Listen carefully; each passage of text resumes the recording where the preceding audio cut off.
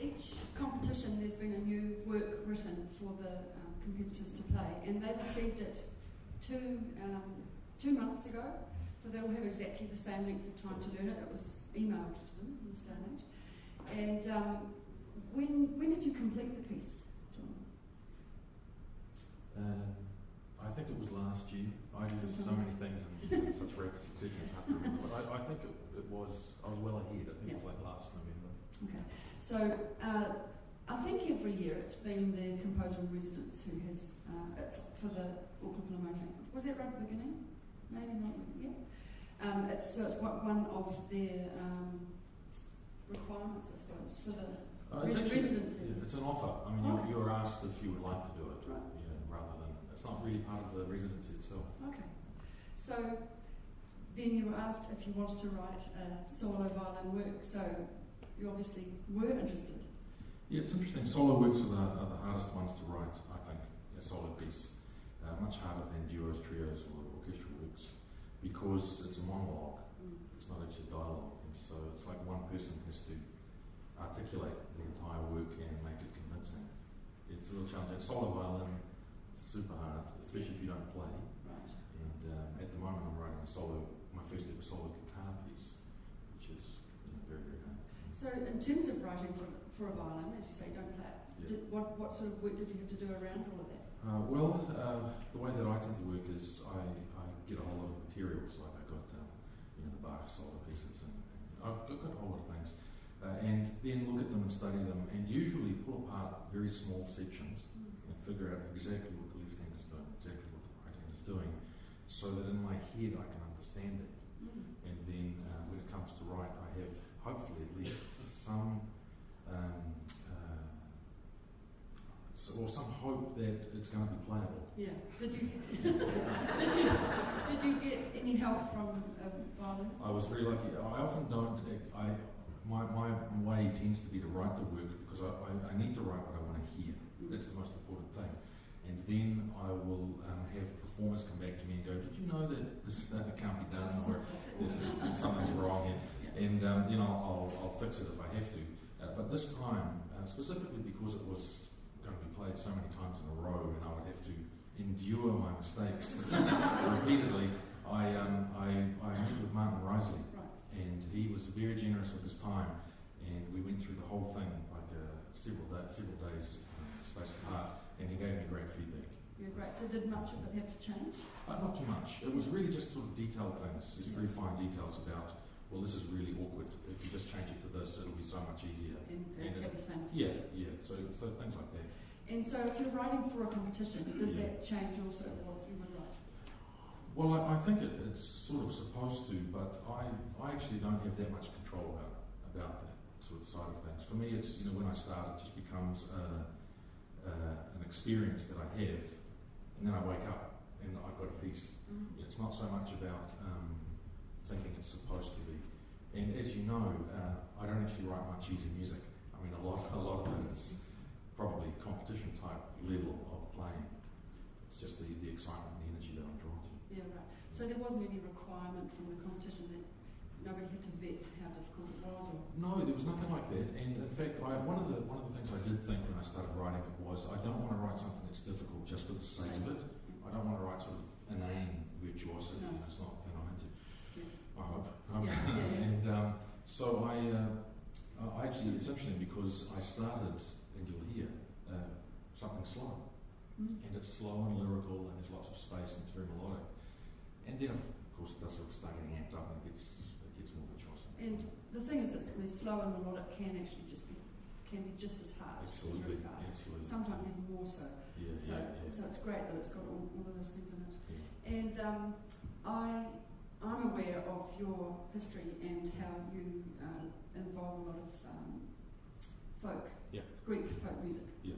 And I understand that that's really at the heart of this piece. It is. And it's interesting because every composer, every person, I think, has a concept, their own concept of an instrument. And for many people, the violin is this classical instrument. And you think Tchaikovsky, you think Brahms, you think all those composers. But my concept of the violin is very different. I've really heard the violin coming from, say, a dance band in Egypt, for for instance, in which the style of playing the violin is very, very different, or Greek village band, Middle Eastern, Persian musicians playing the instrument, Indian raga style of playing the violin, in which things like melisma, the really tiny ornamental notes that you get in melodies, really define the player. They separate the players in these cultures so that the quality of your melisma is what elevates you amongst players. And also there's a lot of, for me, the great thing about the violin or stringed instruments is that they can slide from one note to another. Having played the piano all my life, I would so love to be able to move between those notes, but you just can't.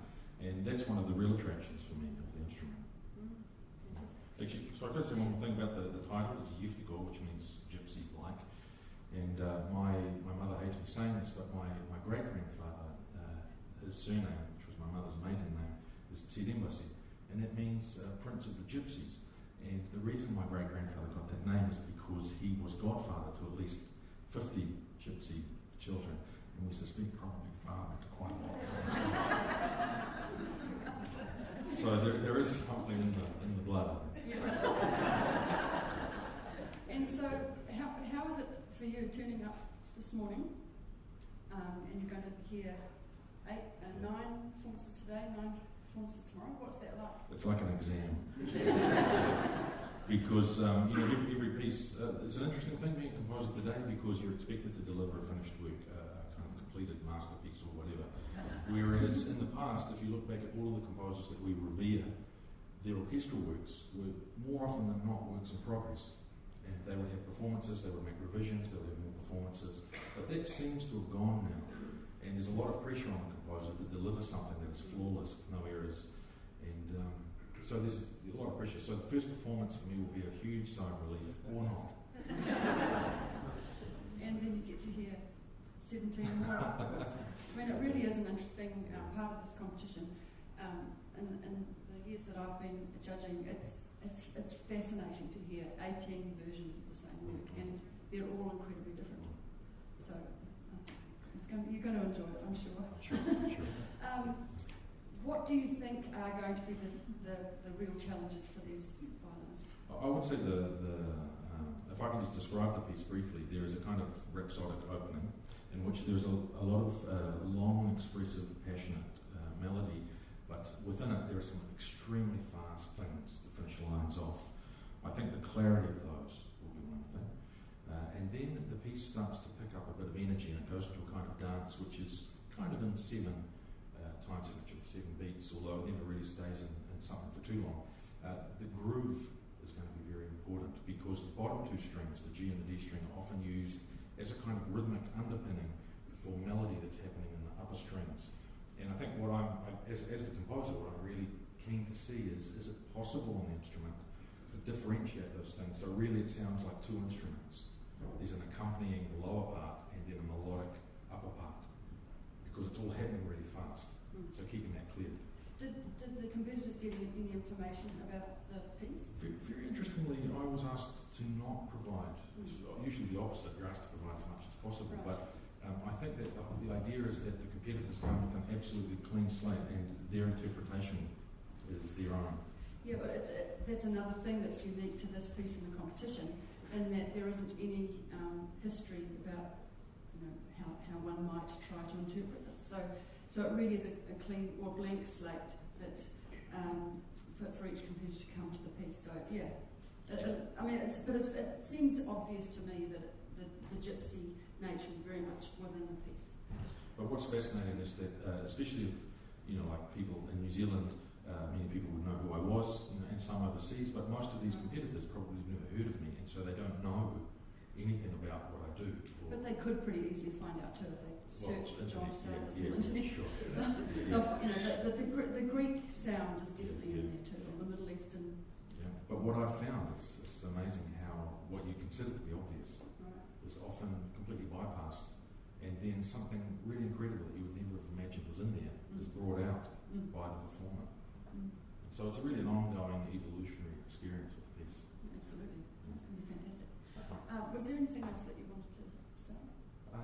Maybe just a little bit more about the content, which is that I'm assuming that people here have heard quite a bit of music, the fact that you're here, and In classical Western music, the underpinning force really is harmony, which drives the work. So we have the chords, and we have our big structure, our tonal structures. In non-Western or ethnic music, usually it's a modal thing that's going on. So the music is in a mode or in a few modes, and the piece is built on that. The next step, if you start exploring, which I have done a lot of, is that you realise that a mode, whether it's your old Mixolydian mode or whatever mode you're talking about, in fact, all of the modes for many of these folk musicians are stacked up in front of each other, and so you'll have all of your modes on G existing all at the same time, and the player will just delve deeper and deeper into that sort of collection of modes and come back out again. And it's an amazing way of thinking about music, which is I'm not fixed in any one place, and just for the expressive need of the moment, I need the B to be a B flat. Just right now, I need it to be a B flat because that's the expressive moment. But it's always in G, it always sits in the same key. But modes become a kind of colour, and you have a palette, basically a painter's palette, and you have all of the modes on G, and you take the colour that you need for the expressive moment. And just to simplify what modes are, really it's different scales starting on the same note. So would that be right? Yeah, so G major is a mode, G minor is a mode, but then there are about 5,000 other modes on G. So it's where the semitones fall within the scale changes. So you've still got the octave, but the notes in between are just a different order. But it's still the same notes that are, some will have out of tune notes as well. Not out of tune. Well, yeah, I mean, in terms of the keyboard, but there are quarter tones which. I haven't used microtones or anything in this piece. So it's going to be really exciting. It's a thrilling piece. Oh, I've heard the computer version of it. So I'm looking forward to hearing a live version, or 18 of them in fact. Does anybody have any questions for John while we have him? Yes. Have you used any of the styles like Sapiko, Zabetko in it? Yeah, well the 7/8 dance style that I've used is Galamatianon, which is the dance where everybody links arms and goes around in a circle in Greece. They do that. I actually played for many years in a Greek band, and we played these odd To a pianist, what did you play in the band? The piano. No bouzouki. Bouzouki. No, not bouzouki. Any questions? Oh yeah. Can I just ask about the judging? Do you have input into the judging of your piece? No.